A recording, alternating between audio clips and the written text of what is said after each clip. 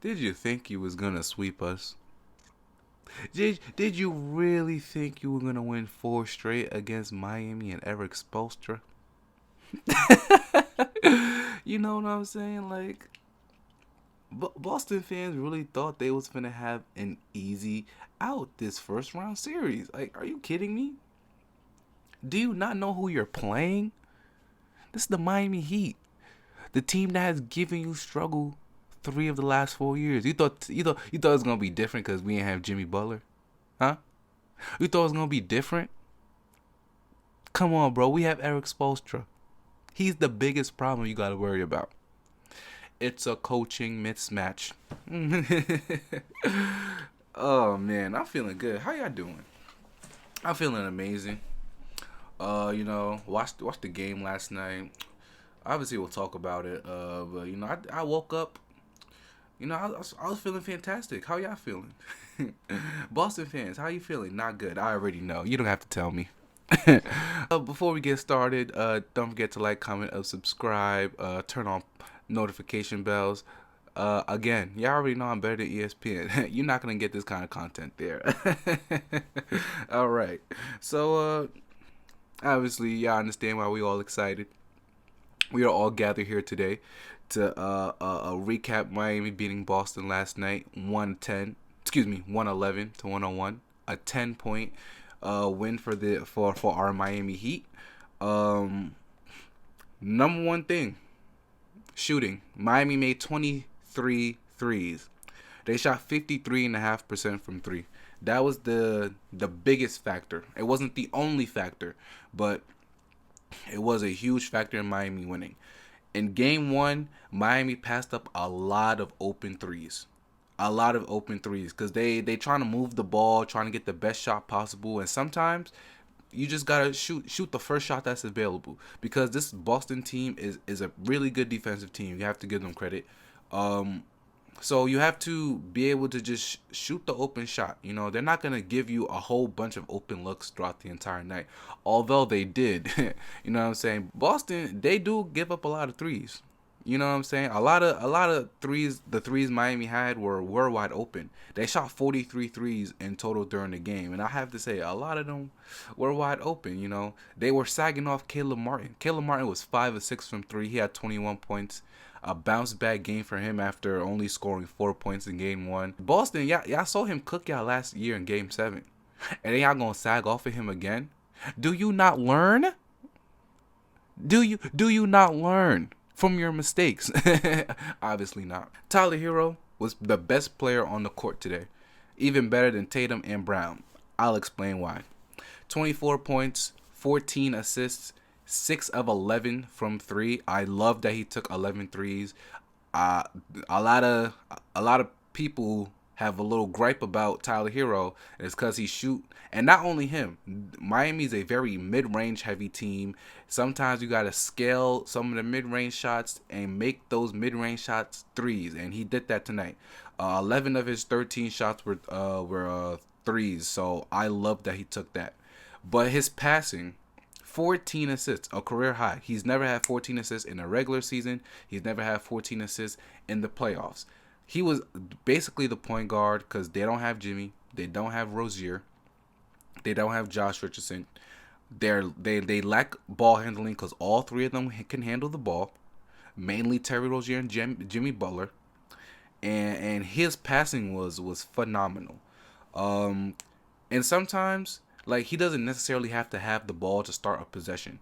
Utilize his off-ball skills. Run him off screens. Then he gets the ball. Bam will re-screen for him. Sometimes they might run a double drag screen, and he's able to make plays off of that. He was able to get a couple step back threes, get a couple open threes.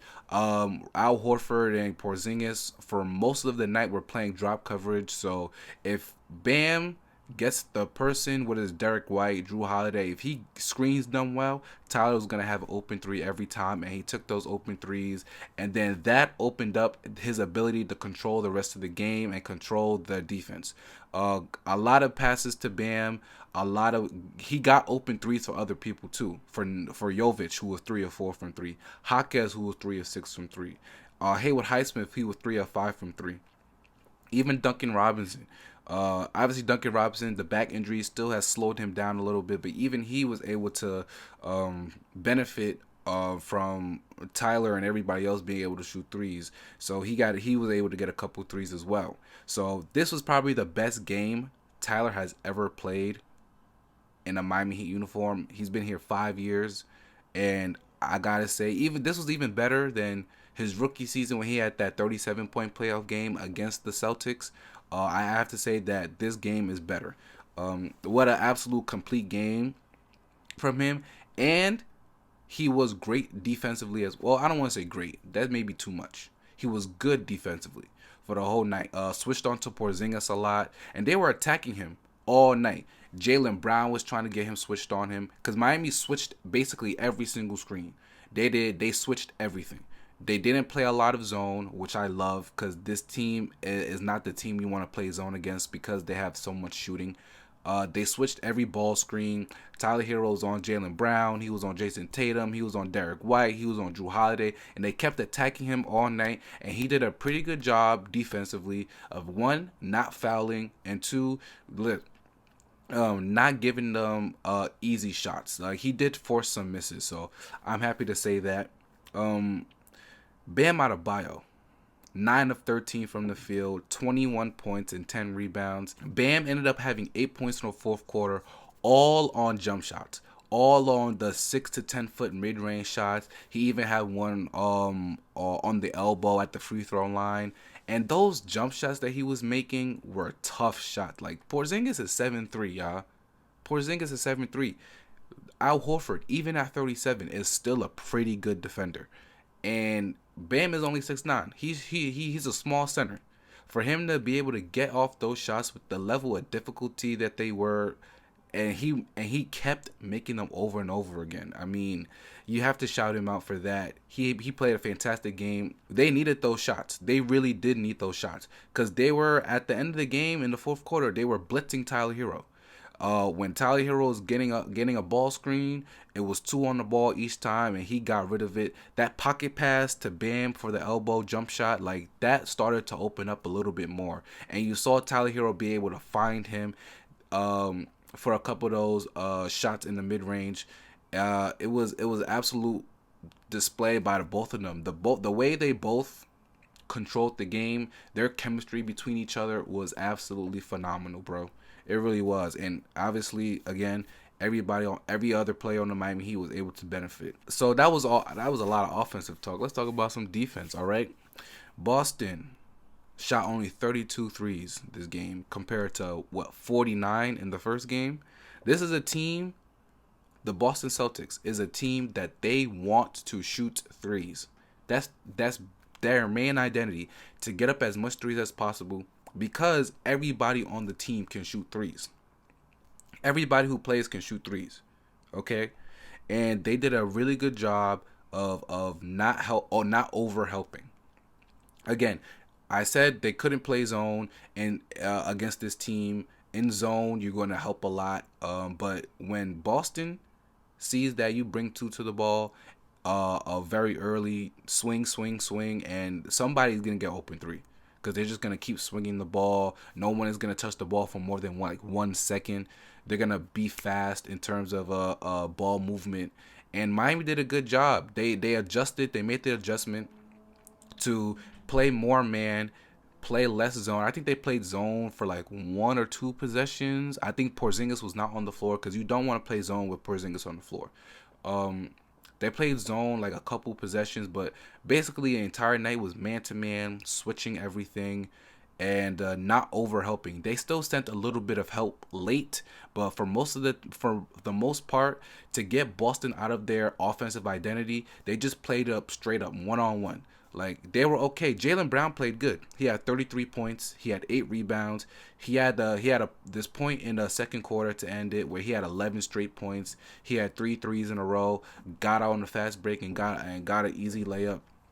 But you would rather have them go one-on-one than get a bunch of ball movement, and then get all these wide open threes, which is what happened in game 1. Credit to Miami for making that adjustment. That's on coaching. That's Eric Spoelstra, of having 48 hours to make a game plan that works against this Celtics team. Porzingis 1 for 9. I mean, he couldn't take advantage of mismatches at all. Tyler Hero was guarding him a lot. Like, Tyler Hero was switching onto him a lot. And they kept throwing him the ball. Porzingis was a really good post-up player this season. I think he averaged the most points per post-up in the league this season. But that's not Boston's best offense. Again, it's ball movement, get open threes. Okay, like 44% of their shots overall come from the 3-point line. If they're gonna just be like, here, Jaylen Brown going 1-on-1, here, Jason Tatum going 1-on-1. Oh, Porzingis, you have a smaller guy switch on you, playing 1-on-1. Miami will live with that. Jason Tatum was 3 of 8 in the second half. Okay, forcing him to take tough shots, forcing him 1-on-1. Like, they sort of baited them with not overhelping and playing straight up. Miami sort of baited them into that play style, and it benefited Miami. They were able to make enough stops. They were able to make their shots, and they ended up winning by 10. For a very, very, very good win for the Heat. Eric Spoelstra was gonna get one. You know what I'm saying? He wasn't gonna let us get swept. It's not often that Eric Spoelstra gets swept. You know what I'm saying? Like, let's see. They go back to Miami for Game 3. Game 3 is on Saturday. We'll see if they'll be able to capitalize off of it. Capitalize off this win, I should say. Most people are not gonna have them winning. Straight up. Even though they won this game in Boston, most people are not going to have them winning the series. But hey, you never know. Miami has played this team well. Miami knows how to play this team. Boston's going to make their adjustments. They're probably going to pressure the shooters more. They're not going to give up so many open threes. They're going to play probably a little more physical. So how will Miami respond to their response? We'll see in Game 3. Second game was the Pelicans and the Thunder. The Thunder rolled them. Thunder win by 32. Yes, 92-124. I'm not even going to spend too much time on this game because, one, I didn't watch it all the way through because every time I kept looking at the game, it was a Chet Holmgren 3 or a Chet Holmgren this or Shai Gilgeous-Alexander just getting into the paint, Jalen Williams getting into the paint. Like, it was extremely easy. One thing to note for OKC, obviously, they were a top 10 defense. Don't forget, offensively, top 10, defensively, top 10. They were incredible all season. They forced 17 turnovers on the Pelicans. It led them to a lot of easy baskets. Let me look at this box score, bro. Shai Gilgeous-Alexander, 33 points. Josh Giddey, 13. Chet Holmgren, 26 and 7. 21 points for Jalen Williams. Lou Dort had 15. Their bench didn't do much, but when you get that kind of production from your starting lineup, it doesn't matter. Like, it doesn't matter. Okay, they hit 14 of 29 from 3. That's 48%. They only turned the ball over 8 times. Again, Shai was getting to the basket. Jalen Williams was getting to the basket. Chet Holmgren had hit like 3 threes in the first quarter. And then Chet Holmgren is a skinny guy, but he doesn't play like a soft guy. He's skinny, but he don't play soft. So Valanciunas, who's a big guy, real stocky, he was like, hey, listen, I know you're bigger than me. I know I'm a rookie, but I'm still going to take it to the paint, and I'm not afraid to. And he did that. So shout out to him. These young guys, man, they're not afraid of the moment. They're not afraid of the moment, okay? Sometimes young teams, they come to the game, these playoff games, and it might be a little shook, but not these guys. Not these guys. They've been very impressive these first 2 games. And I'm watching the Pelicans, and I'm just thinking, like, where was Brandon Ingram? He was 5 for 10, 18 points. That's not good enough. Not without Zion. That's not good enough. Like, he's the best player on the team now with Zion out. And there was a point during the game when I'm like, it was halftime. And Brandon Ingram was 1 of 2 from the field. Like, Brandon, why are you only taking 2 shots? Excuse me, sir, the team needs you. You need to be more aggressive offensively. They did not do a good job offensively at all. CJ McCollum only 15 points. You get 18 from Herb Jones, Valanciunas, who they played through him early because again the Thunder lack size, but 19 points, 7 rebounds for him. Like Brandon Ingram, CJ McCollum, like you're gonna have to score more. Like 7 of 26 from 3 as a team. That's not good. That's 26% with 17 turnovers. That's why you lose by 30. When your star players don't show up, when you shoot that bad from 3, and when we turn the ball over that much. That's how you end up losing by 30. And then along with OKC's offense just clicking on all cylinders from every part of the floor. Are we ready to say that this series is over? I'm never ready to say that after 2-0. I wouldn't be shocked if someone said that. If people thought that. Because this was embarrassing. It truly was embarrassing. Pelicans gonna need to do a lot of things differently if they want a chance in this series. They're gonna have to win Game 3 because if they don't win Game 3, it's over, and OKC is gonna end up moving on, and they're gonna be out the playoffs real early. Okay, but though that's that on those 2 games. Again, 3 more games today. Cleveland, Orlando, New York, Philly, Denver, and the Lakers, all Game 3s. We'll see if Cleveland can go up 3-0. We'll see if the Knicks can go up 3-0. We'll see if Denver can go up 3-0. And that's that. Oh, I wanted to get to one more thing. Shout out to Tyrese Maxey winning Most Improved Player this season. He had a great season, first time All-Star, averaging he had like 26 points, 6 assists. His turnovers went down even though his usage went up. And he was fantastic this season. Him and Joel Embiid. It's unfortunate that Joel Embiid got hurt and is playing hurt right now. But him and Joel Embiid had such great chemistry this season. Me personally, no offense to Tyrese Maxey, I would have gave it to Kobe White. If I had a vote, I would have voted Kobe White. Kobe White was amazing for the Bulls this season. The Bulls had no expectation. We all thought they would be mid. They were mid.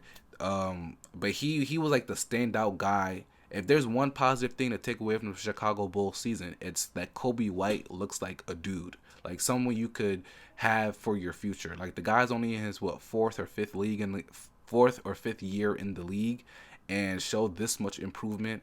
Shout out to him. He played fantastic. And then yesterday they announced Naz Reid as the sixth man of the year for the Minnesota Timberwolves. Man, Naz Reid was incredible this season. He really was. 12. I think we averaged 12 or 13 points off the bench. The guy shoots 40% from 3. Whenever he's in a lineup with Karl-Anthony Towns, it's good. If he's in a lineup with him and Rudy Gobert, it's good. Coming off the bench to be able to score. He's attacking closeouts. He can shoot the ball at like 6'11". The size and the offensive skills that he has were great all season. He played 81 games as well. Only missed 1 game all season. He's a fan favorite in Minnesota. I know everybody in Minnesota loves him. If you watch a Minnesota game, you could literally hear the crowd chanting his name. Like that's how much they love him. So shout out to him. I absolutely think he deserved the award. I would have voted for him if I had a vote. So just wanted to quickly get those out the way. So congrats to those 2.